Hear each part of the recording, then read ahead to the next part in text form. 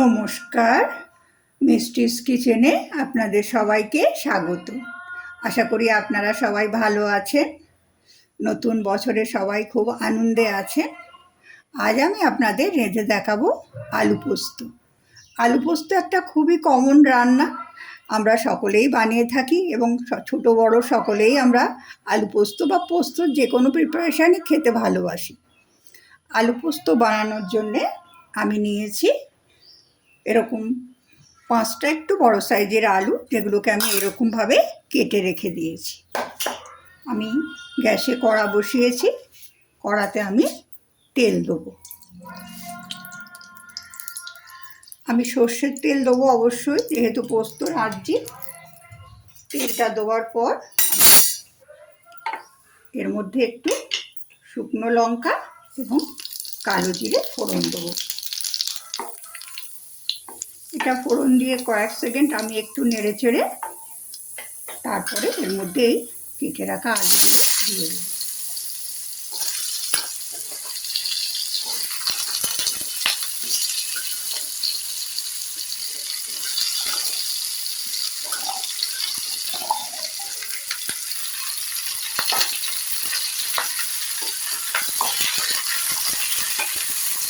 আলুগুলো দিয়ে আমি এখন একটু 2-3 মিনিট নাড়াচাড়া করব। এর মধ্যে আমি দেব এখানে স্বাদ মতো নুন,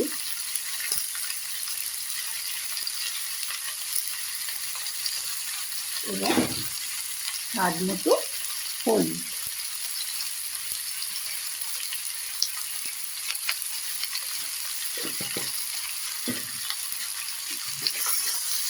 এগুলো দিয়ে আমি এখন মিনিট 2 এগুলোকে একটু ভাজা ভাজা করে নেব।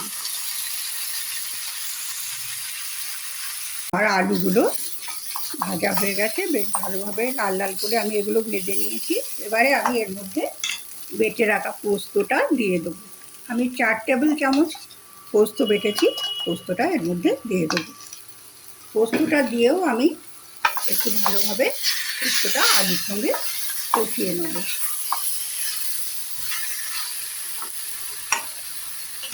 আমি এর মধ্যে একটু গুঁড়ো লঙ্কা দেবো।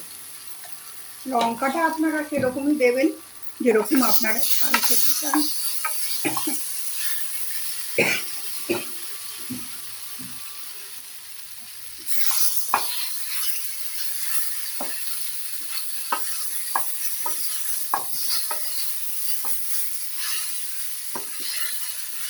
আমার পোস্তটা দিয়ে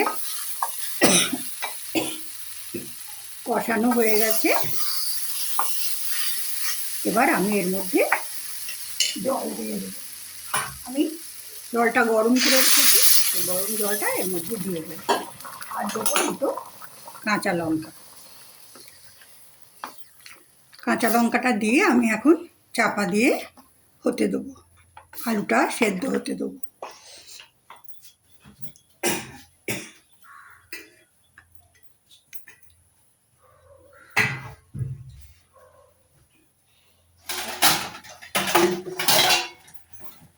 আলুটা আমি সেদ্ধ হতে দেবো চাপা দিয়ে, তবে মাঝে মাঝে আমি অফ ক্যামেরায় খুলে নেড়ে দেবো, নাহলে পোস্ত তলায় লেগে যেতে পারে।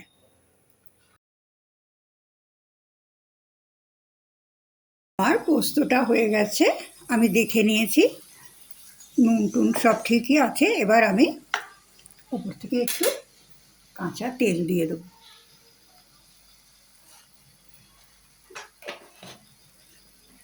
আমার আলু পোস্ত তৈরি। এবারে আমি গ্যাসটা অফ করে দেবো। আর আলু পোস্ত পরিবেশনের জন্যে তৈরি।